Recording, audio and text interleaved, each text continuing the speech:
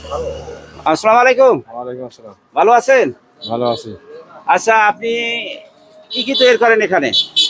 এই সিঙ্গাড়া, পরাড়া, মিষ্টি, হ্যাঁ। ভাত, জিলাপি, খুরমা। এগুলা নিজের হাতে তৈরি করেন? নিজে তৈরি করি। কতদিন থেকে ব্যবসা করেন? এই 5 বছর হাতে। এখন কি গরম নাকি? এসব আবহাওয়া কেমন, গরম খুব? এখন গরম খুব। তা আগুনের মধ্যে পাশে কেমনে থাকেন এই গরমের সময়? আর গরম না থাকে কি করেন? এভাবে কষ্ট করে থাকতে খুব হয়। তো গা ঘামে নাকি? গা ভালো। তাই। আচ্ছা, আমি আমার পক্ষ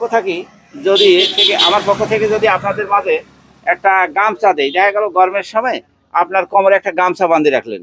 গামছাটা দেখা অতিরিক্ত ঘাম ঝরতেছে শরীর থেকে, একটা গামছার ওখান থেকে আপনি খুলে দিয়ে ঘামটা পরিষ্কার করেন। তাতে কি হবে? খাদ্য থেকে দূষিত হবে না, না নিজের হবে। স্বাস্থ্যের জন্য ভালো হবে।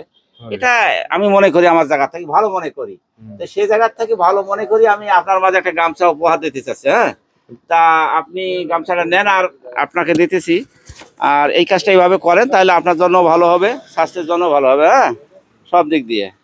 তো ঠিক আছে, নেন এই গামছাটা। হ্যাঁ, তা আপনি গামছাটা পায় কি খুশি? হ্যাঁ, খুশি। এটা কাজ কেমন লাগলো আপনার দৃষ্টিকোণ থেকে, কেমন লাগলো? ভালো নাকি? এটা অতিথি কেউ করছিল? না, কেউ করে নাই? না।